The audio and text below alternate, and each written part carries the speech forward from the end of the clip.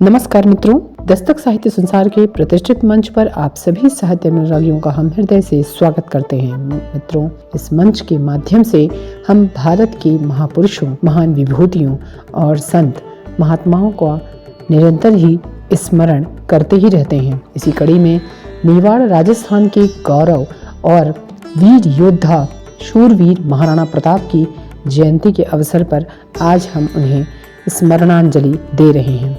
मेवाड़ राजस्थान ही नहीं, पूरे भारतवर्ष के गौरव और वीर योद्धा शूरवीर महाराणा प्रताप की जयंती विक्रम संवत के अनुसार 22 मई को मनाई जाती है। महाराणा प्रताप का जन्म जेठ मास की तृतीया तिथि को सन 1540 में राजपूत घराने में हुआ। इस वर्ष उनकी 483वीं जयंती मनाई जा रही है। मुगल शासक अकबर से अपने सीमित साधनों से युद्ध करने वाले महाराणा प्रताप ने जीवन भर अपने राज्य और अपने लोगों की रक्षार्थ युद्ध किया। कहा जाता है कि मातृभूमि भी धन्य हो गई प्रताप जैसा पुत्र पाकर। तो आइए भारत के गौरव महाराणा प्रताप के बारे में और भी बहुत कुछ जानते हैं जयपुर राजस्थान के वरिष्ठ साहित्यकार और इतिहासवेत्ता श्री राव शिवराज सिंह जी से। महाराणा उदय सिंह और उनकी पत्नी जयवंता बाई के पुत्र महाराणा प्रताप, जिनसे अकबर भी भय खाता था, उनका जन्म कुछ इतिहासकारों के अनुसार कुंभलगढ़ में हुआ और कुछ के अनुसार उनके नाना अखेरा सोनगरा के यहाँ पर पीहर में हुआ। मुंशी देवी प्रसाद ने एक ताम्र पत्र का उल्लेख करके पाली को महाराणा प्रताप का जन्म स्थान माना है। डॉक्टर हुकुम सिंह भाटी के सोनगरा सांचौरा के चौहानों के इतिहास तथा नैन्सी मेहता की ख्यात के अनुसार विक्रम संवत 1597 ज्येष्ठ सुदी तीज रविवार तदनुसार 9 मई 1540 को महाराणा प्रताप का जन्म हुआ। इनके 11 विवाह हुए थे, जिनमें सबसे बड़ी रानी के सुपुत्र अमर सिंह इनके बाद में इनके उत्तराधिकारी बने। अधिक उसमें नहीं जाने के बाद मैं अकबर और महाराणा प्रताप के युद्धों के बारे में बताता हूँ कि अकबर कभी नहीं चाहता था कि महाराणा प्रताप से उसका सीधा युद्ध हो। वो चाहता था कि महाराणा प्रताप उसकी अधीनता स्वीकार कर लें, लेकिन महाराणा प्रताप किसी भी हालत में उसकी अधीनता स्वीकार करने को तैयार नहीं थे। उसने अपनी 4 अलग अलग समय पर 4 अपने राजदूत भेजे, जिनमें जलाल खां सबसे पहले भेजा, फिर मान सिंह को भेजा, उसके बाद में भगवान दास को तथा अंत में टोडरमल को महाराणा प्रताप को समझाने मेवाड़ में भेजा। लेकिन मेवाड़ाधिपति महाराणा प्रताप ने उसकी अधीनता स्वीकार करने से बिल्कुल इनकार कर दिया, जिसके परिणाम स्वरूप 18 जून 1576 को युद्ध हुआ, जिसमें महाराणा प्रताप की सेना की तरफ से हकीम खां सूरी मुख्य सेनापति के रूप में थे। ग्वालियर के राजा राम शाह तोमर अपने तीनों पुत्रों भवानी सिंह, प्रताप सिंह और सबसे बड़े शालीवाहन के साथ तथा अपने पौत्र बलभद्र सिंह के साथ में युद्ध क्षेत्र में शामिल हुए। रामाचारण जोधपुर से जब उन्होंने हल्दी घाटी युद्ध के बारे में सुना, तो वो अपनी कलम छोड़ करके, अपना लिखना छोड़ करके तलवार लेकर के महाराणा की तरफ से लड़ने के लिए आ गए। मुगल सेना का नेतृत्व तो आसफ खां और मान सिंह ने किया और महाराणा प्रताप की तरफ से राणा पुंजा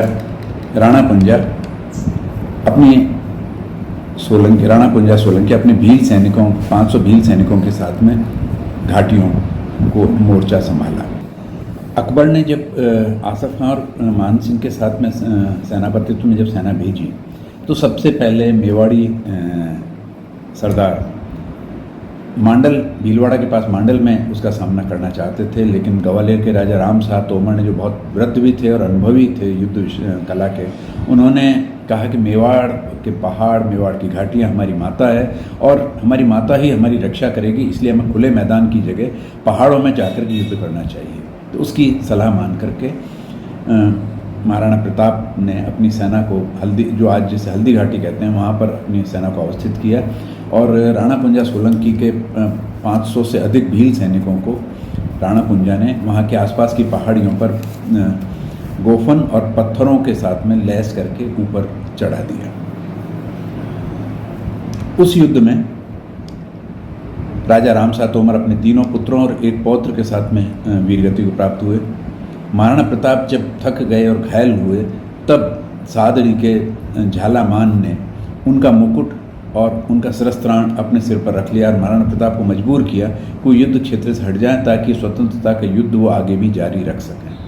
जब महाराणा प्रताप युद्ध क्षेत्र से हट करके जाने लगे तो 2 मुगल सैनिकों ने इस चाल को भांप लिया और उन्होंने उसका पीछा किया।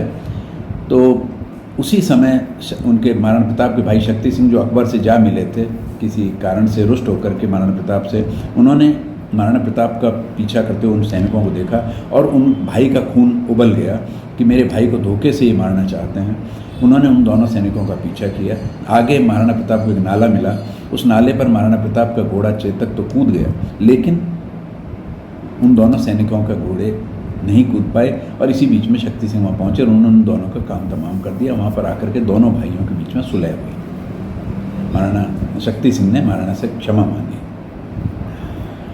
इसके बाद महाराणा प्रताप और मेवाड़ की आर्थिक स्थिति बहुत कमज़ोर हो गई, लेकिन तभी भामा शाह ने मालवा युद्ध से प्राप्त लूट और दंड का धन महाराणा प्रताप को समर्पित किया ताकि वो नए सिरे से सेना का संगठन कर सकें, गोला बारूद इकट्ठा कर सकें, हथियार इकट्ठे कर सकें, रसद इकट्ठा कर सकें और फिर से मुग़लों के खिलाफ जो देवेर और उस पूरे क्षेत्र में मुग़लों ने अपना सैनिक छावनियाँ बना दी थी उस पर वो वापस से हमला करके जीत सके।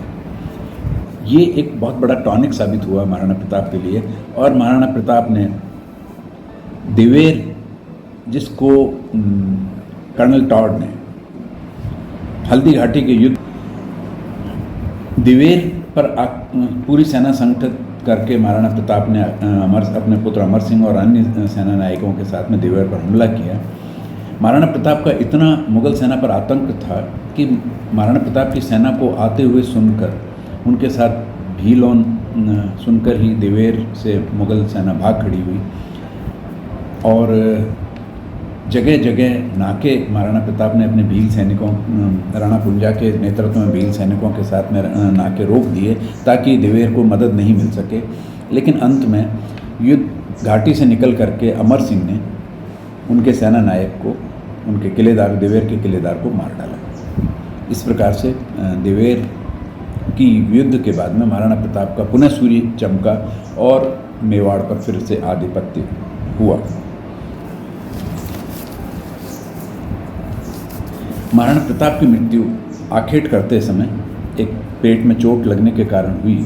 19 जनवरी 1597 में हिंदू पंचांग, विक्रम संवत पंचांग के अनुसार पौष शुक्ला चतुर्दशी संवत 1518 को चावंड में हुई। अकबर ने लाहौर में जब ये सुना कि महाराणा प्रताप नहीं रहे तो उसकी आंखों में आंसू आ गया। वो कुछ देर तक स्तब्ध हो गया, अपने मुंह से शब्द तक नहीं निकले।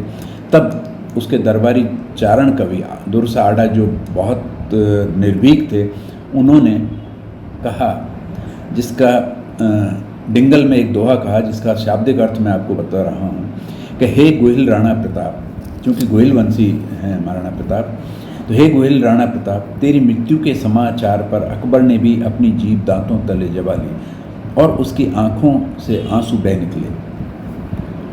तेरी जय हो। तूने अपने घोड़ों पर कभी भी मुग़ल सेना का मुग़ल निशान नहीं लगने दिया, दाग नहीं लगने दिया। अपनी पगड़ी की आन को किसी के सामने झुकने नहीं दिया। तेरी रानियां कभी नवरोज के मेले में कभी जाकर के शामिल नहीं हुई और तू कभी शाही झरोखे के नीचे जाकर के अकबर के दर्शनों के लिए जाकर के खड़ा नहीं हुआ।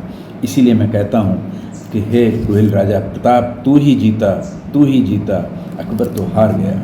जय जय राणा प्रताप, जय जय महाराणा प्रताप, जय चेतक, जय मेवाड़, जय स्वतंत्र।